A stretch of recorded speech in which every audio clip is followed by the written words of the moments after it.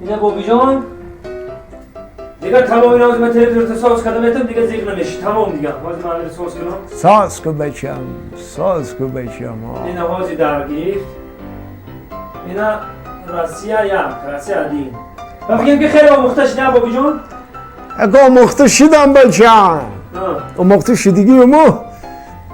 نه که بچه میدونی چی خیلی که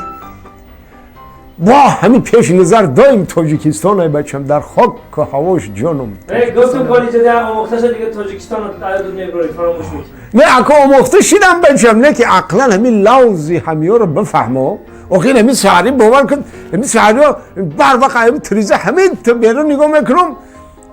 مسافری سرگئی سلامتیا سیدالی جینجاک نیست من عیدر بیرون میرم مسافری اندره سلامتیا سیدی تلخک نیست خاکو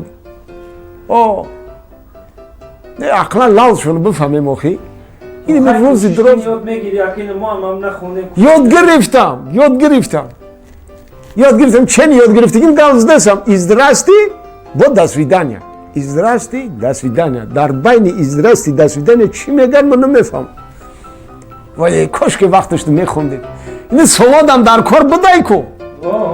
آدمیزاد فقط برای علف دروی به دنیا نی آمده بدای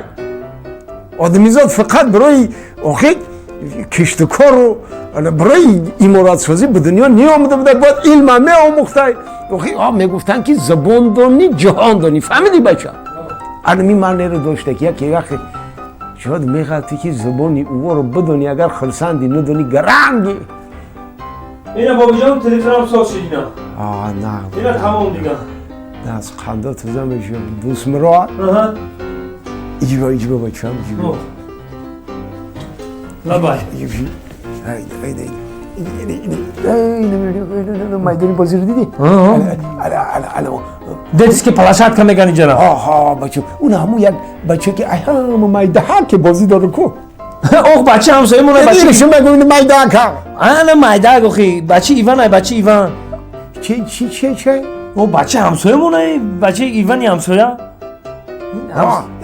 نومش چیه نومش؟ کستیا میگنشه کستیا جون ای در زمان جونم بچه چند ساله باشه همون وای 3 ساله اوخی بشوخی؟ ای بچه یه چی میزنی بابی جون؟ چی میزنی؟ تو نگاه که او گوده که چو کنه اوخی؟